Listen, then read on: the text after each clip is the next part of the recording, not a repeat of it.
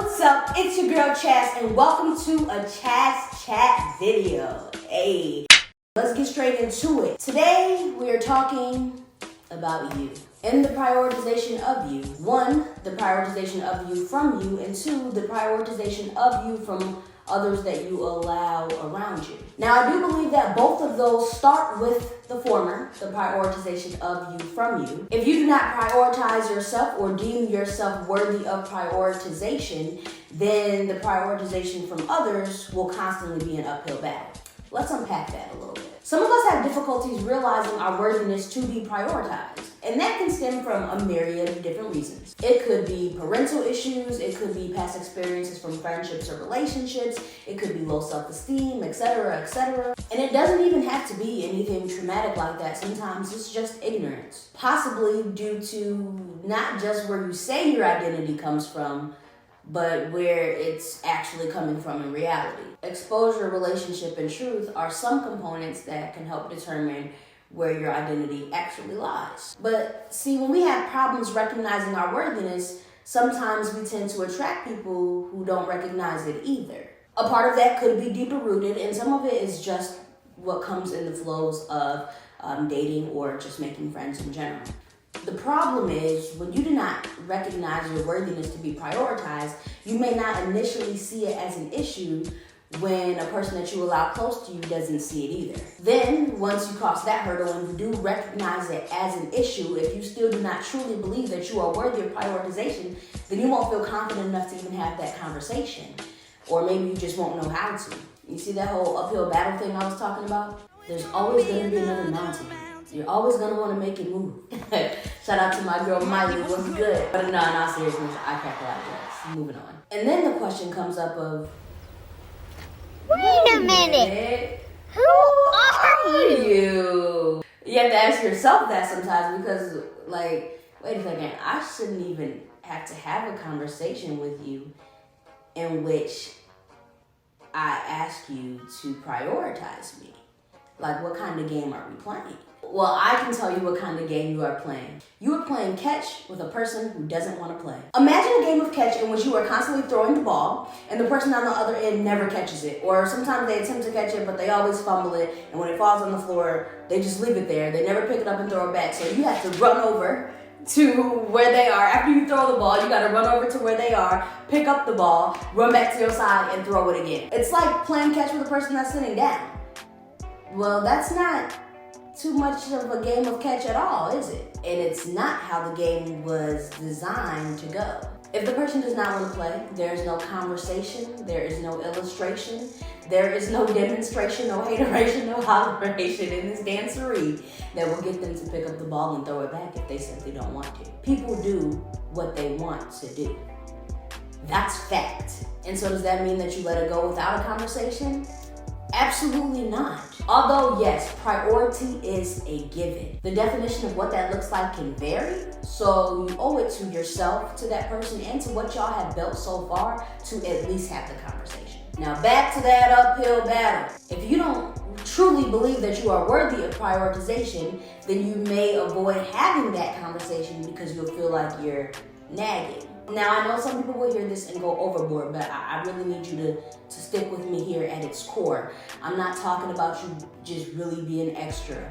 I don't even want to touch that. I'm talking about when it comes to the basics, the ABCs of any relationship, communication, and effort. The ABCs of prioritization: responding to calls, texts, effort into making time to see you, just making time, period, etc., etc. That is not nagging.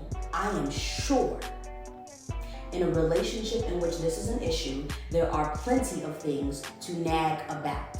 But the basics of effort and communication are not nagging. It's a requirement, point blank, and the period.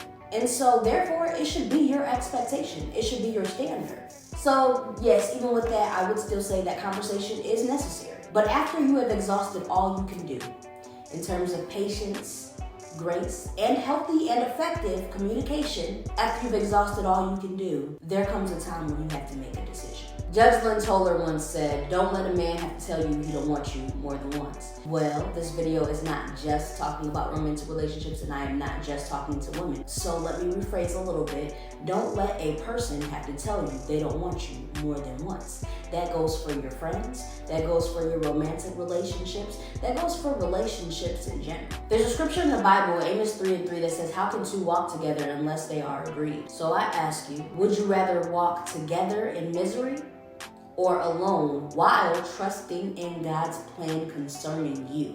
You will not lack. Why would you want to be with someone whose actions depict that they don't want to be with you? Or maybe they do, but they don't know how to. Or they simply just don't want to put in the effort that it takes to maintain a healthy relationship. We have to stop trying to build sandcastles out of flour. And I get it. We be like, "Lord, I'm 28.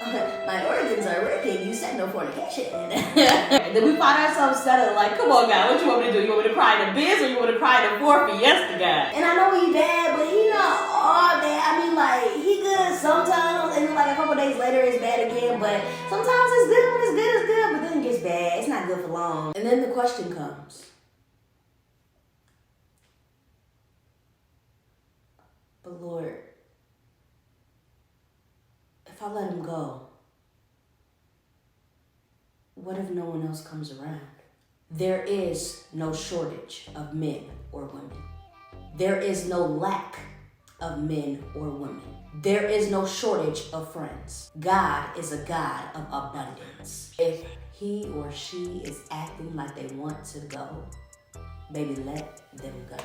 Not to be confused with giving up when things get hard, because any type of relationship requires work.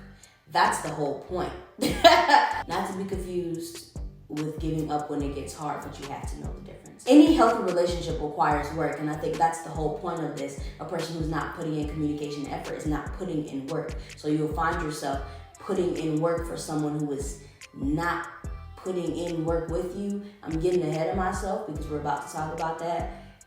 Let me reel it back in. Reel it in. You also want to be very cautious of allowing an individual to be your source of happiness, because when they're gone, then what do you have? They are not, nor do they have the ability to be your all, and it is not fair for you to assume that type of responsibility on a human being. We are all on this journey to wholeness. Reevaluate where what your source is. How can two walk together unless they are agreed? Who wants to walk miserably? A marriage or friendship in which two walk separately is not a marriage or friendship as God intended. That makes me think of the Meredith Grey scene, and when she's like, "Pick me. Choose me. Love me." That literally is probably one of my favorite monologues from the show. I mean, it's great. But just as she was going that hard for Derek to pick her, choose her, love her, sometimes we have to do that for ourselves. If we were to take all of it, because we do that too, right? Maybe we don't say that, we don't have a monologue, but us putting up with certain behaviors and condoning certain things is that in a sense, right? And it makes me think, if we were to take all of that energy that we take into begging someone else to pick us, choose us, love us, and instead we took that energy to choose ourselves, we won't find ourselves in situations in which we are constantly overexerting. Imagine being on a seesaw with someone who is bolted to the ground.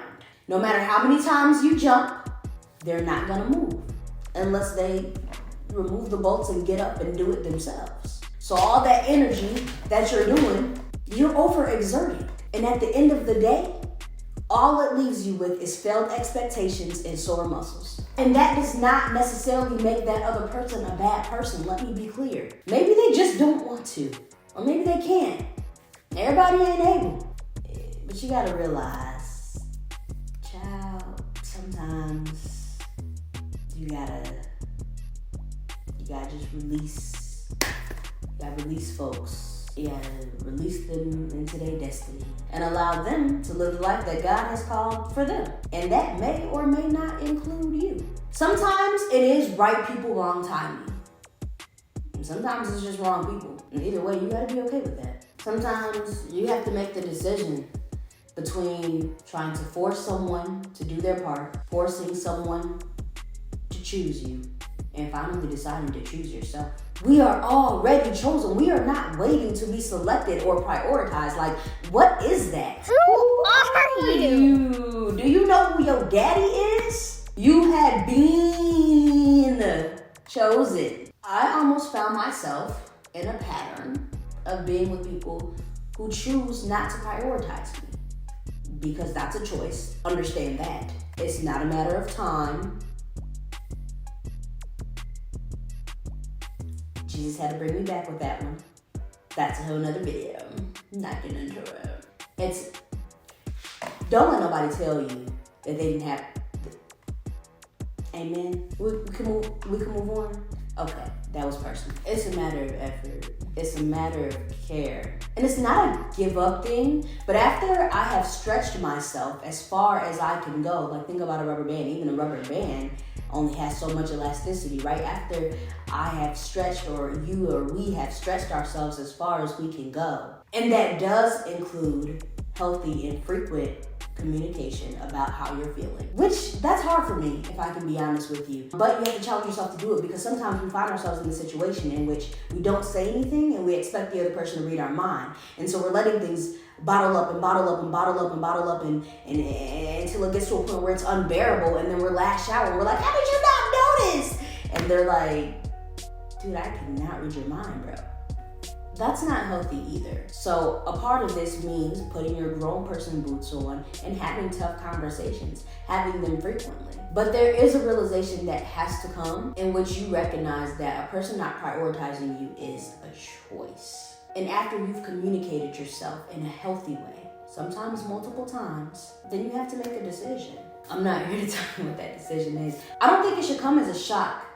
I think your communication should be so on point that it should not come as a shock to the other person if you end up having to make a difficult decision. There should be no, oh man, I wish I would have known. Maybe I would have done something different. There should be no room for that. But it should be something that was communicated to an end.